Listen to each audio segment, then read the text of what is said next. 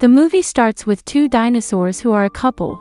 There were 3 eggs in front of them. The eggs hatched, and 3 adorable dinosaur babies appeared from them. 2 dinosaurs stood tall among them, being active. But one dinosaur was sitting within the egg and wasn't emerging. He was named Arlo after his parents. The 2 dinosaurs took their children outside and showed them their home. They enjoy farming each other, so they do it a lot. Now they are a lovely family. The days went by and the baby dinosaurs grew up. Other dinosaurs were more active than Arlo. They helped their parents do tasks. But when it is said that Arlo has done something he can't, he gets scared of little things. The dinosaurs called their children to them and announced that winter was coming. They needed to store food for the winter. They built a storage area for storing food, and then the father left his footprint by it. All of the children were happy because they wanted to leave their mark too, just like their father did before. But the father dinosaur won't let them. He tells that you are still a child. You couldn't leave your footprints until you completed a great task. When you do something worthwhile in life, that day, you'll be able to set your footprints too. I'll wait for that day too. That's when my kids will be like me, according to the father dinosaur. He adds that let me check you now, so that you can set your footprints immediately if you completed the work which I will assign nicely for today. Everyone is thrilled. Arlo, on the other hand, was still frightening.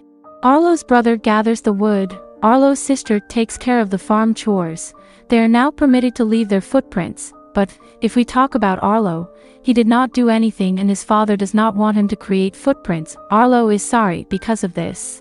Then his brother appears and teases him. You're just a tiny youngster who can't do anything. Then Arlo comments that you shouldn't do it because I feel terrible. I've attempted everything I could think of, but it's no use. But his sibling continues to tease him. Then his family arrives, and they scold Arlo's brother. That is not a good way to tease your brother. Arillo claims that you all think I can't do anything. One day, I'll accomplish something, and I'll leave my footprint here as well. Arlo's father came to visit him while sleeping. He told Arlo that they would go on a journey together. This was an adorable moment, and Arlo's father said that he couldn't do anything until he felt afraid. I want you to be proud of yourself. You are doing this very well, and it isn't difficult for you at all. Arlo went back to sleep, with his father still watching over him as usual. The following morning, when they wake up, Arlo's father discovers that someone has taken the food from their store. An animal has come there and eaten all of the food or carried it away with them. They were terrified, but Arlo's father tells Arlo that it is time to check your confidence. What did you get out of this?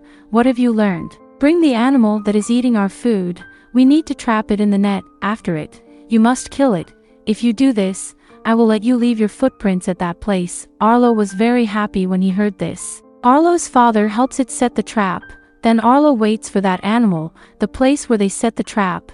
They put the corn there. Suddenly, a boy comes and starts picking up corn. This means that he is not an animal, he is a wild boy. Arlo hurries to throw his net on him. That boy was stuck in the net, but he screamed a lot in his language, which meant, please, set me free. When Arlo saw and heard him, he became scared because he didn't know what kind of creature this was. He is puzzled while he raises the trap. That wild, noisy child flees away in terror. When Arlo's father arrives, he scolds him for what he has done. You give up on him after you captured him. Your anxiety has ruined everything. Stop being afraid and join me. I can help you get past your fears. Arlo's father takes him to the forest, but the weather starts raining. Arlo gets scared and tells his dad that he wants to go back. His father tells him not to be afraid and they keep walking in the rain. There was really bad thunder in the sky, and Arlo's heart started beating fast because he is not brave. Then, Arlo slipped on some stones while walking, but his dad helped him up again. The father tells his son, I'm sorry I'm bringing you here, but remember that if I don't remove your anxiety, what will you do when you're older? All right, that's enough for now. Let's go back. But it starts to rain heavily soon after. The storm approaches due to the strong wind blowing. As a result of the stones raining down, the flood rises. It was all coming together. Arlo's father asks him to get up higher. He tosses Arlo up in the air with his mouth and tail so that he cannot be carried away by the flood. But himself, he remains on the ground at a lower level. The flood carries him away. Arlo's father died. Arlo went back to his home after that. He started working again, with his siblings. Before he wasn't happy. When he was working, he saw the same wild child again. something clicked in his mind. His father told him to catch and kill him. He started running toward him, but then he tripped and fell into the stream. He comes at a distant location while flowing from there. He is lonely when it comes to his senses. He felt sad, but then he saw the wild kid. He began following him and fell down the hillside, but he noticed the river. The river was flowing in the direction of where his home was, and then he remembered what his father said. When you see steam, don't be alarmed because you will find your way back home. He started walking with the river, but he was hungry. He sees a fruit on a tree. It is high up and Arlo can't reach it, so he sits down on a stone that is near the tree to eat the fruit. But then the rock he is sitting on slips away from him and Arlo falls off of it. Now his foot is caught in some stones because of what happened before. He tries to get free, but he can't do it all by himself, so eventually Arlo stops trying and goes to sleep for the night. In the morning when he wakes up, he finds that someone had dug a hole next to his foot and there were footprints around it as well as tiny handprints in the dirt too. Arlo knows these are the tracks of that untamed kid. He frees Arlo. With bravery, Arlo rises. It means establishing a home in which to dwell while gathering the woods. Then the wild youngster appears again there and hands him a lizard as a present because it was hungry. However, Arlo tells him not to bring that lizard back because he is also afraid of it. Then follows a child with a huge insect on his hand who separates its head from its mouth and points it in order for it to eat it. But Arlo doesn't eat it, because he is vegetarian and eats plants, fruit, and trees. Then the kid understands what he wants. He brings a fruit that Arlo saw before. Now, since Arlo is hungry, he eats it quickly. That kid understands what Arlo wants. The wild kid takes Arlo with him to a place where there is a tree of that fruit. He sees many berries on the limb. Arlo's mouth begins to water when he sees them. He immediately approaches it without hesitation, but then that child stops him. At first we didn't know why, but then when Arlo gets near the tree, a huge snake appears from within. A snake was going to attack Arlo, but Wild Kid attacks the snake and there is a battle. The snake gets frightened and leaves. Now they were going to a location, but then a huge animal came out of some woods and bushes. It had horns with birds on them. It asked Arlo who the boy with him was. Arlo said he did not know his name. It told him that the boy should be named. Then Arlo suggested calling him Spot. Maybe the kid likes this name, because when Arlo called him Spot, the wild kid looked back at him again. Arlo was walking home with his friend. When they see long grass, Arlo's tail goes into the grass and fireflies come out. They were happy about this, but then Arlo remembered that his father did this to make him happy too. He feels sad again.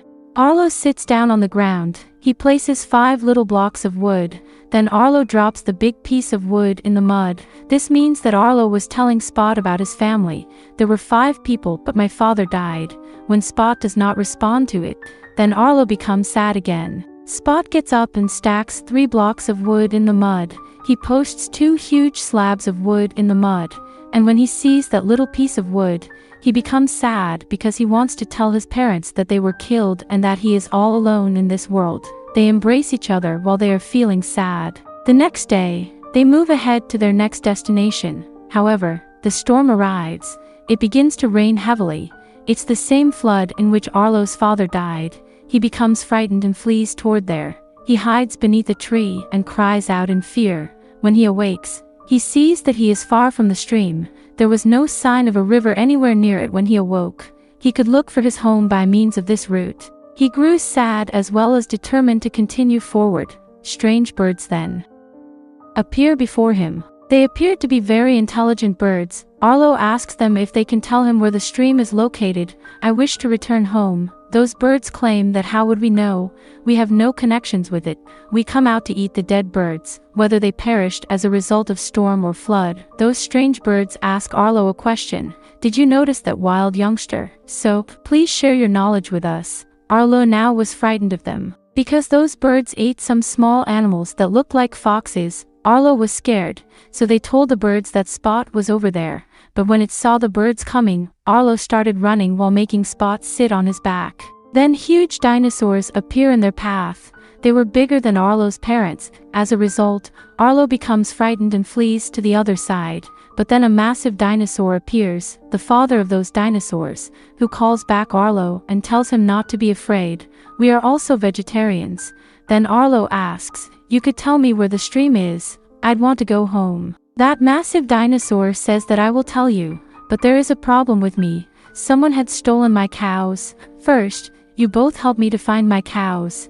Now they all found the cows. That giant dinosaur said that this is the place where my cows are standing and also thieves of them, and it tells Arlo, "Are you seeing a stone there? Go there and scream." So that the cow rustlers would reveal themselves. Arlo was frightened. However, he had to look for his home. As a result, he was compelled to go there. The voice of Arlo as he stands in the stone and begins shouting is so quiet, it does not appear to be a dinosaur.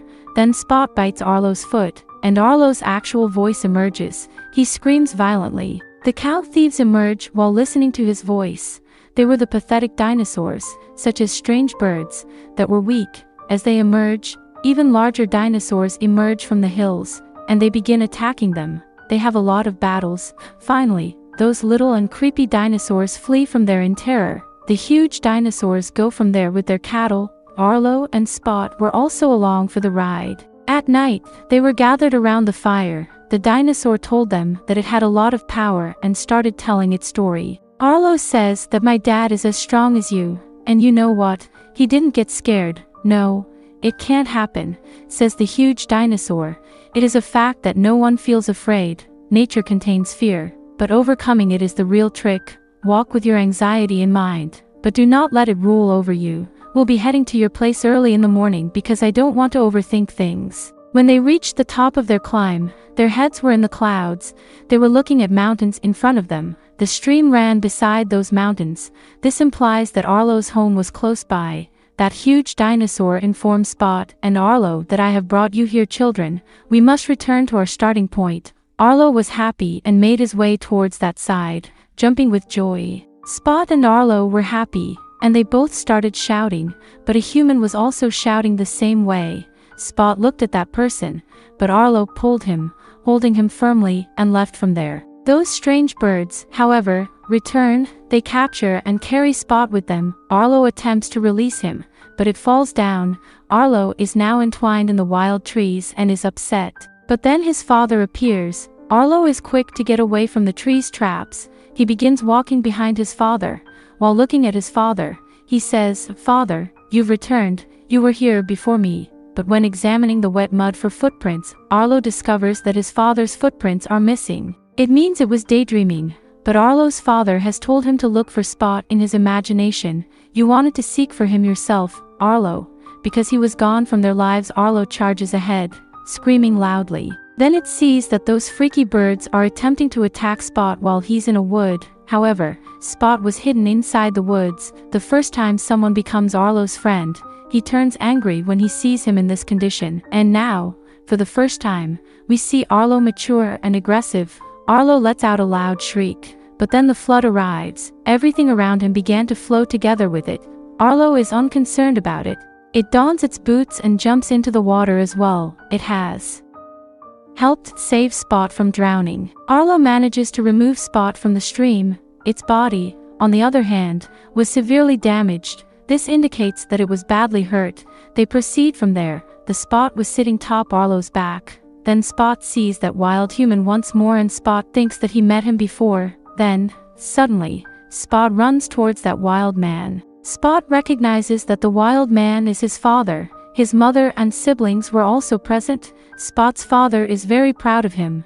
He takes Spot in his lap, and, when Arlo witnesses this heartfelt drama, it recalls its family too. It becomes melancholy. Then Spot rushes over to care for it. Spot wants to go with Arlo, but Arlo tells Spot to stay with your family. Then Arlo says goodbye to Spot's family. They bid each other a sad farewell, in an unenthusiastic manner. Arlo keeps traveling, and it comes upon its house in the distance. It begins to sob. His mother and siblings likewise emerge from the front of the house. They encountered each other, but they were also deprived of their family's leader, which was Arlo's father. Arlo's mother says that you've done a fantastic job. Come and leave your footprint there. Arlo is ecstatic that he had accomplished his father's wish. With this film ends. If like this video, please give a thumbs up and subscribe to my channel.